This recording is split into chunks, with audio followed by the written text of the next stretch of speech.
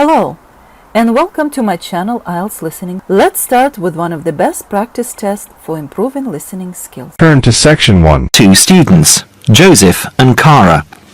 First, you have some time to look at questions 1 to 5.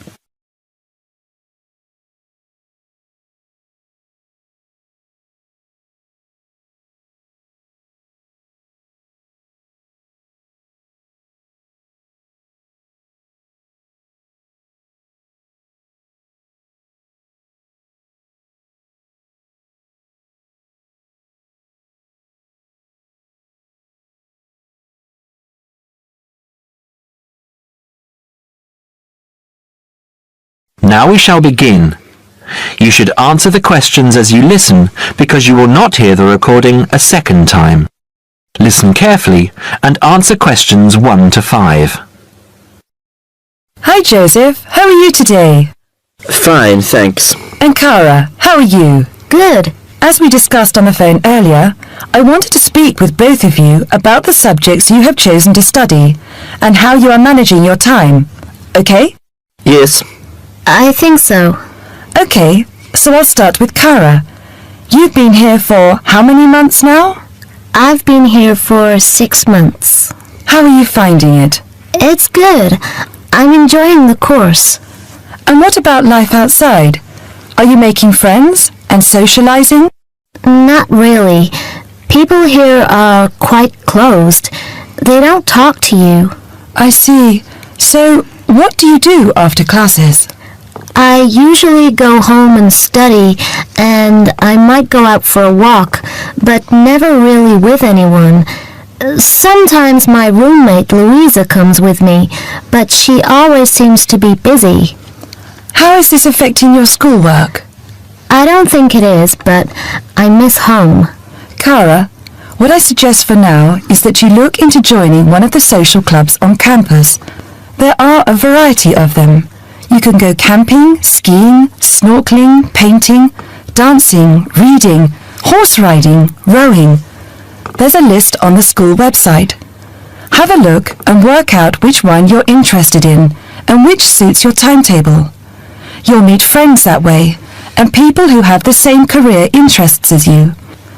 As for the subjects you've chosen for a career in microbiology, I think you should look into dropping one of your subjects and picking it up again next year as a minor.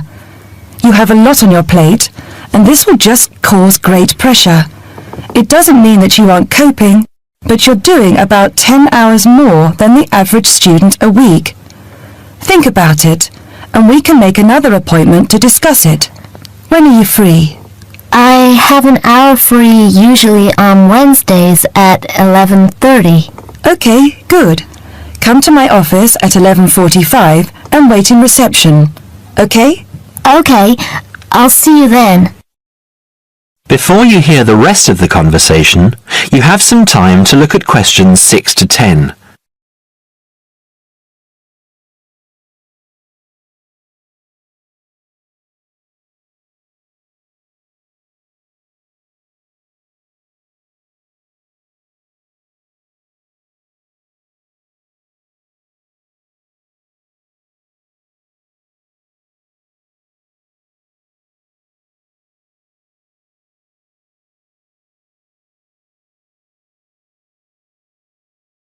Now listen and answer questions 6 to 10. Joseph, how are you finding the university? I love it. It's very different from home. Life here is very much focused on study and also socializing through sport. People have been very friendly and curious about my culture. So, you've managed to integrate well? I think so. I've joined the rugby team, something I'd never thought I'd be interested in. And how are your studies going? I think I am doing well. I have a few assignments that need some work, but overall, I'm coping. That's good. I'm happy that you're enjoying the university, but remember, don't let your schoolwork get too far behind, because it will pile up, and before you know it, you will be late handing in work. You know that there's a penalty for handing in work late? No, I didn't. You would have been told at the start of the course, during orientation. I don't remember. You need to remember these things. They are very important. You might be an excellent student, but if you consistently hand in work late, you'll be penalised and you might end up losing your degree over it. That's a lot of years of work, okay? Yes, I'll remember that. And also remember that you have to attend 90% of your classes. So far you have missed 5 tutorials. Be careful here. These could also cost you your degree. Is there any particular reason you missed these classes? I'd been training for our rugby match the night before and, well, we went out afterwards and I slept past my alarm clock. Joseph, I know this culture must be very different from where you come from, but please try and be a little more conservative with your time. I think maybe you should spend more time on your studies and less time on socializing. The subjects you've chosen are intensive. I want you to spend 3 hours a night studying before you decide to do anything else. I'll make an appointment to see you in a month and we can assess your progress. I'll give you my business card. All my contact details are there. Call me in 3 weeks to organise another meeting. Do you have any questions for me? No, none. Okay, I'll see you in a month. That is the end of part 1. You now have half a minute to check your answers.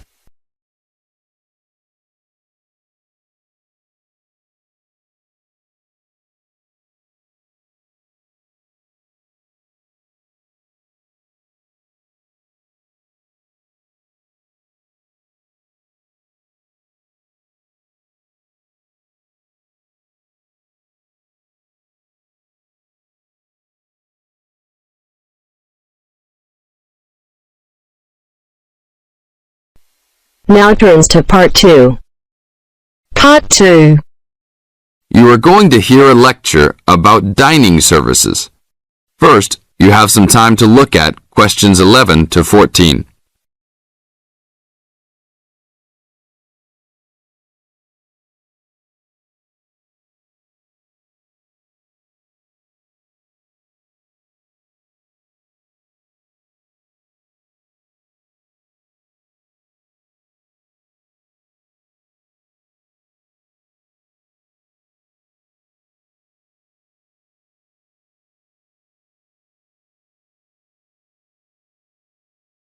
Now listen to the tape and answer questions 11 to 14.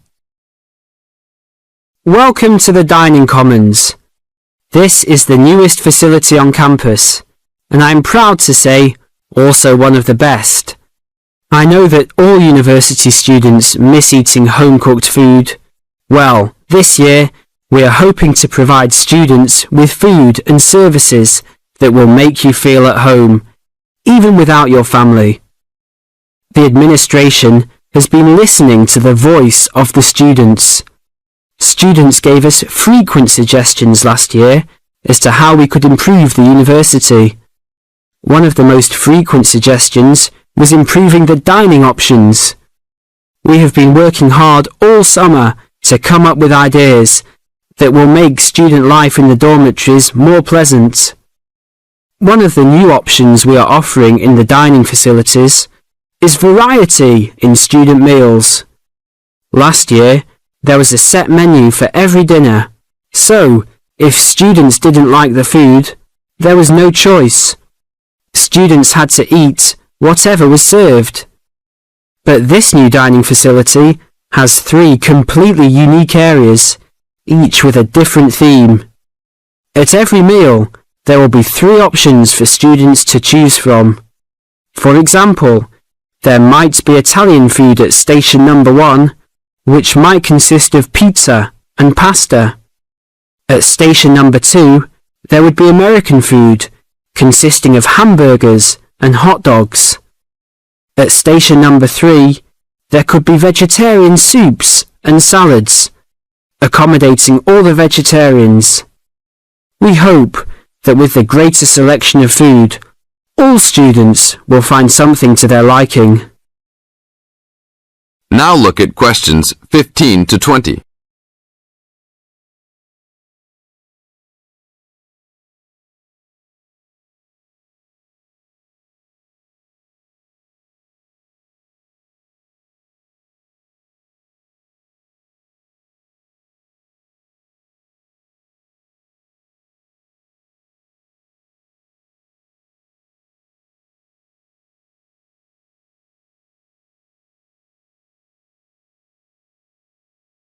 Now listen to the tape and answer questions 15 to 20. Not only will students have more options, the food will also be better. Each section of the facility will have a head chef. These are real chefs that have been trained in culinary school and have been hired specifically by the school to work in the dining facilities. All of the chefs have a speciality.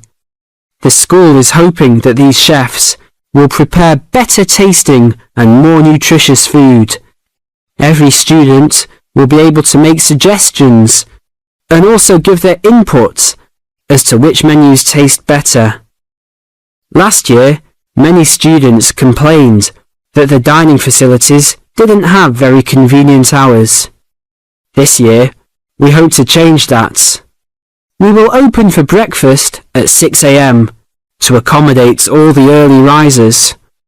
In the evenings, we will open until midnight for all the students that like to go for a late night snack. The afternoons will still remain closed, but we will have a student store open that will provide all students with drinks and fruit. The student store will be open every day from 2 p.m. to 5 p.m. Every student that has paid full tuition and dormitory fees has already paid for their dining facility fees. Students can eat at any time and in any amount for free.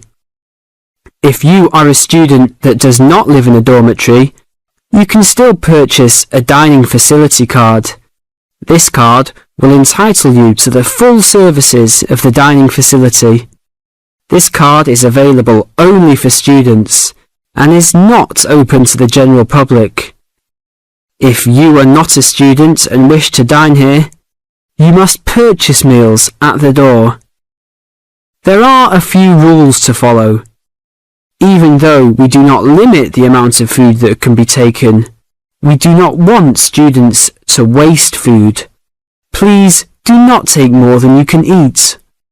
Also, every student must clean his or her own trays and plates. We will provide plates and trays for student use, but please do not abuse these items. Please do not leave your plates on the tables. Your parents are not here to clean up after you anymore, so I hope all students will be responsible. Thank you for your attention and enjoy the upcoming year. That is the end of part 2. You now have half a minute to check your answers.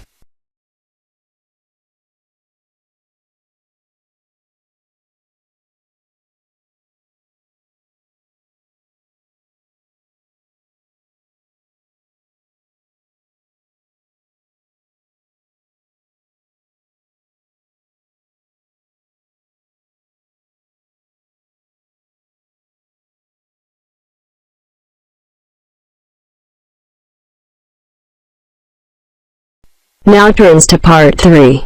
Part 3. You are going to hear a lecture. First, you have some time to look at questions 21 to 25.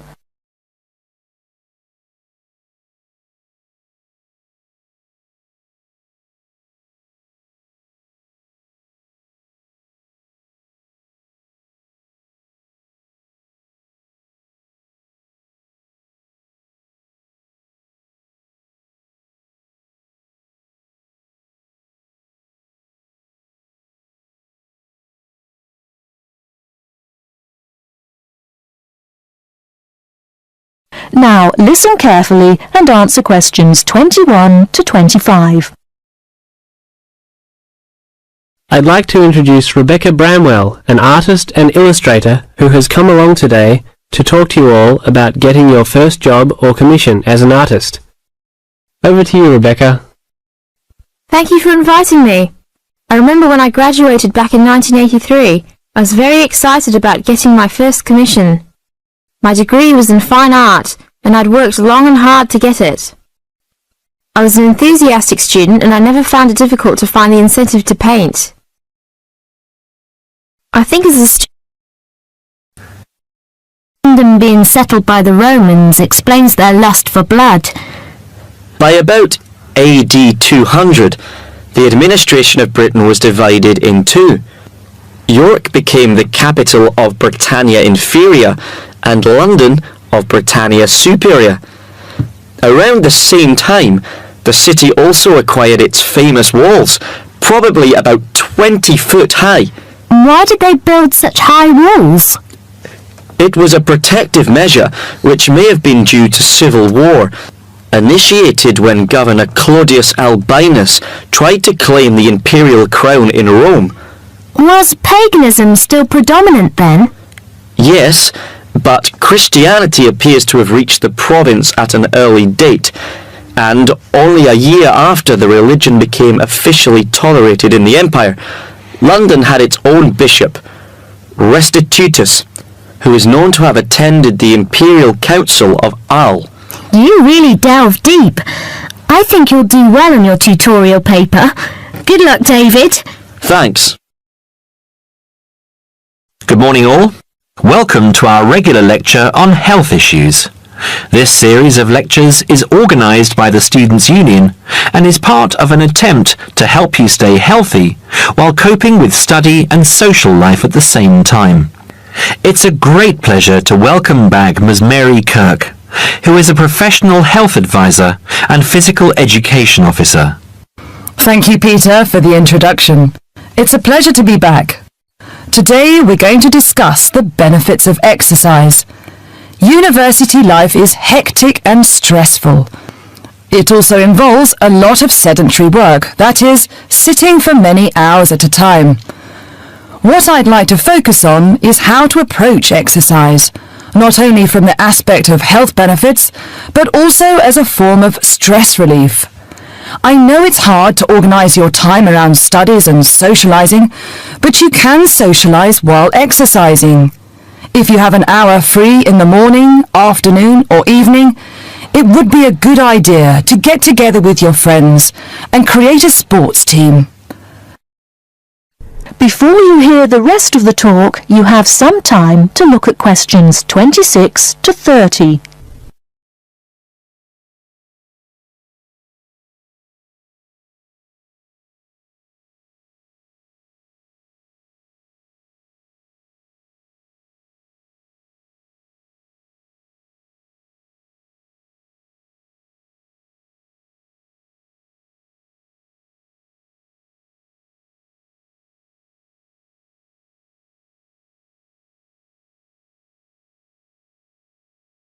Now listen and answer questions 26 to 30. The grounds of the university are ample enough to support every student's need to become active. There are also readily available facilities at your disposal, such as a football field, tennis and badminton courts. There's also a swimming centre, and within that building is a gymnasium with a variety of programmes such as aerobics and weight training. If the idea of attending one of these facilities seems daunting, then you can walk along the river. Oh, and that reminds me, the university also offers rowing. If there is a sport that you're interested in that's not on offer, you can approach either your student union representative or speak with Sports Administration Manager, Mr. Lawrence Cavendish. Now, I want to talk about why exercise is beneficial, physically and emotionally. The obvious results are physical. You can keep fit by using muscles that ordinarily don't get used in the classroom. The health benefits are astronomical. You'll live longer, be happier, and look good. By building muscle, you strengthen your bones, a definite advantage for women in their later stages of life, as women are prone to osteoporosis. It also strengthens your heart. Yes, don't forget your heart is a muscle, and the more exercise you do and the harder you work, the more blood is pumped from your heart to your brain. Now this brings me to the psychological advantages of exercise. When we are active, endorphins are released into our brain. An endorphin is a chemical that is released when your heart rate is pumping beyond its normal capacity. It's the same as adrenaline. You can actually feel when endorphins kick in. You feel a rush, almost a high. The benefits of this are numerous. Your brain works at peak capacity for a longer period of time. Your awareness is maximized, and the fatigue you usually feel at 4 o'clock in the afternoon will be non-existent. In one word, exercise makes you sharp. Now, I'm not saying that you should overdo exercise, because too much of anything can be dangerous. But if you think about your daily routine, you spend about 6 hours a day in lectures and another 2 or more hours studying. That's a long time to be sitting. And that is a long time for your body not to be moving around. So try and find at least 1 hour a day to get some exercise. If you can't fit in 1 hour a day, try 1 hour every second day or half an hour a day. You will see rewards instantly. You'll feel great and look great. This I can promise you. That is the end of part 3. You now have half a minute to check your answers.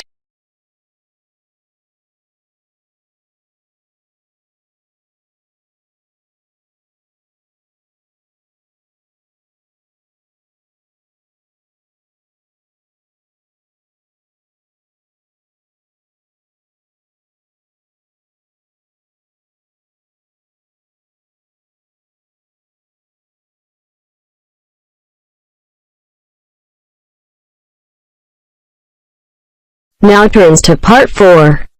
Part 4. In this section, you'll hear a lecture on coral reef. First, you have some time to read questions 31 to 40.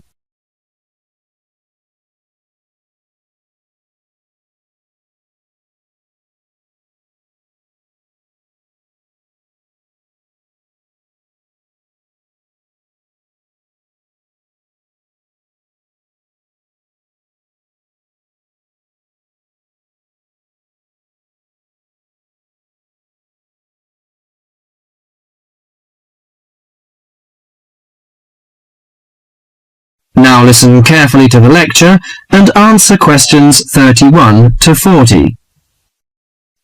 Do you fancy diving in the wonderful world of coral reefs, green sponges, colourful fish and red crabs? It is a rich garden beneath the waves.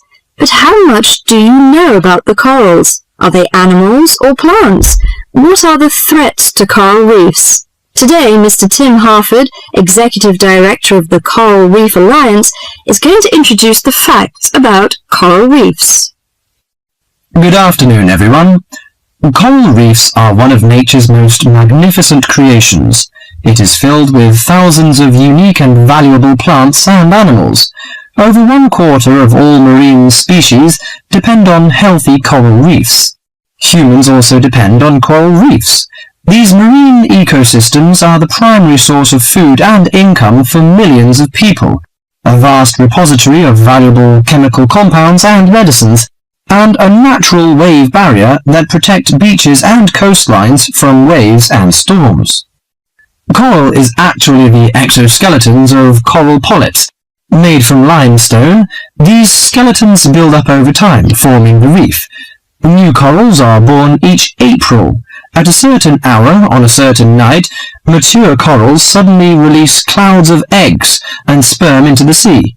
After the fertilized eggs take root on the seafloor, they can grow up to 15 centimeters per year. Coral reefs are present in the waters of over 100 countries. These are warm, 18 to 29 degrees centigrade, shallow, sunny regions primarily between the tropics of Cancer and Capricorn.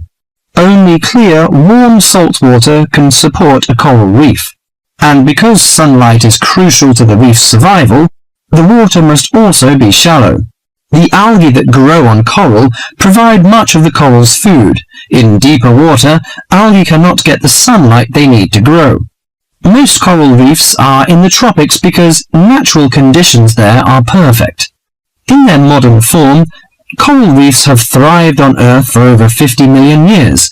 In recent years, however, More than 11% of the world's reefs have been lost, with another 16% severely damaged during the El Niño event in 1998. Up to 32% of coral reefs may be destroyed by human activities in the next 30 years if we do not take action now.